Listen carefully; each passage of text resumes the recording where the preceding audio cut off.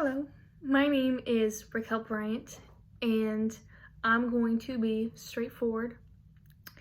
Humans should not colonize Mars. I was one of those people who absolutely loved the idea of space exploration and loved the possibility of living on a whole other planet.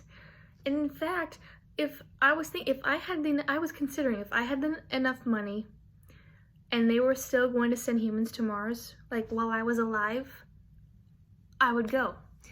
And I heard people arguing against settling on Mars. And so I decided to conduct my own research to find reasons for colonizing on Mars. And while I was searching for reasons to colonize Mars, I found more reasons against it than for it.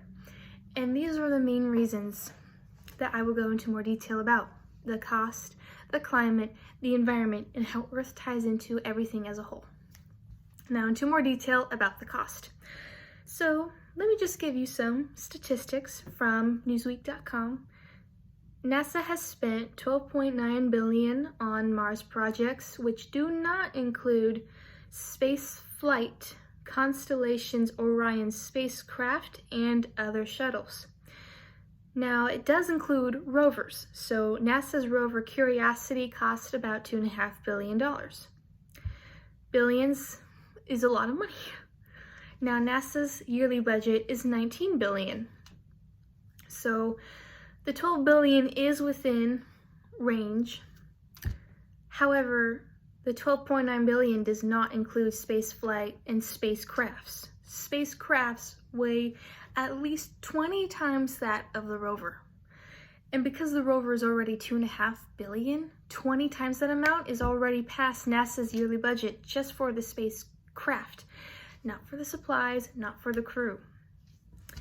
And manager of NASA's Jet Propulsion Laboratory, Brent Sherwood, estimated that the project to Mars could cost up to $100 billion over the course of 30 to 40 years.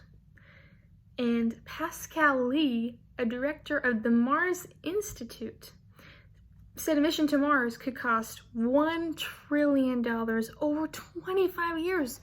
That is more money in less amount of time. NASA cannot even afford it.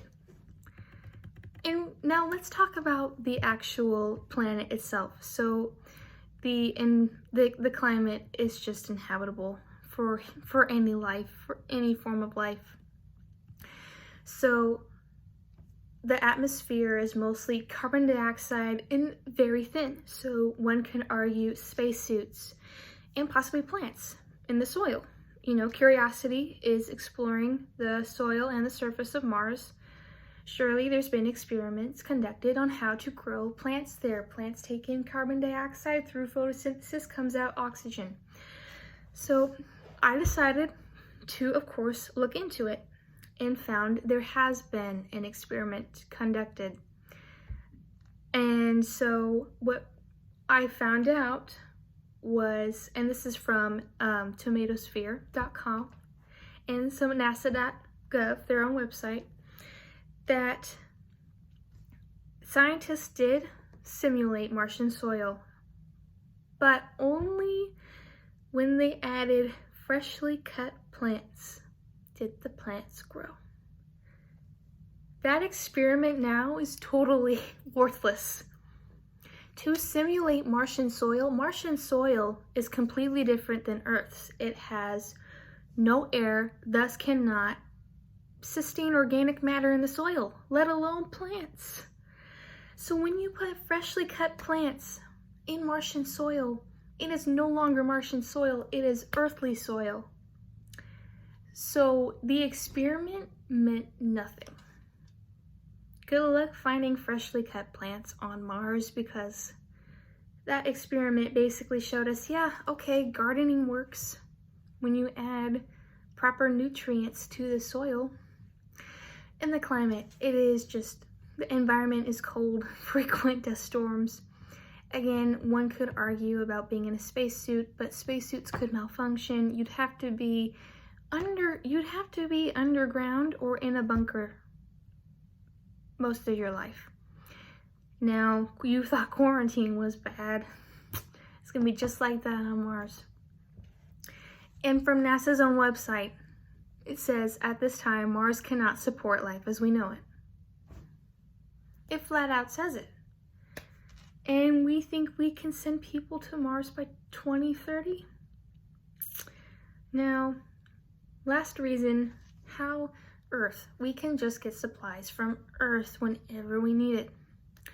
Now, if someone needed something desperately and fast, it takes on average 162 days to reach Mars.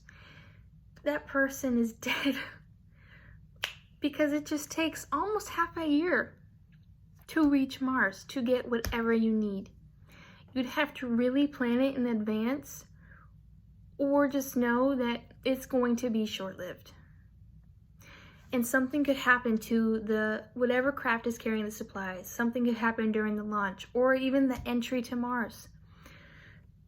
And we cannot treat Earth like Mars's Amazon store. If we are to live on Mars, we can't act like we need to sustain ourselves on Earth in order to live on Mars. Otherwise, what's the whole point of going to Mars if we still need Earth to sustain us?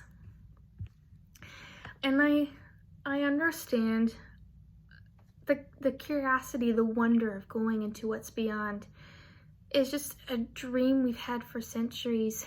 But hearing just about the cost, the climate, the environment, and how Earth ties into it, that's all living on Mars will remain. It will just remain a dream.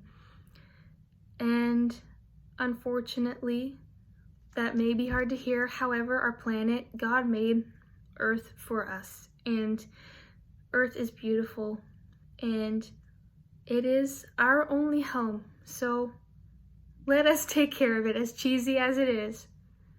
Let us take care of our home, because, one day we may not have any other choice.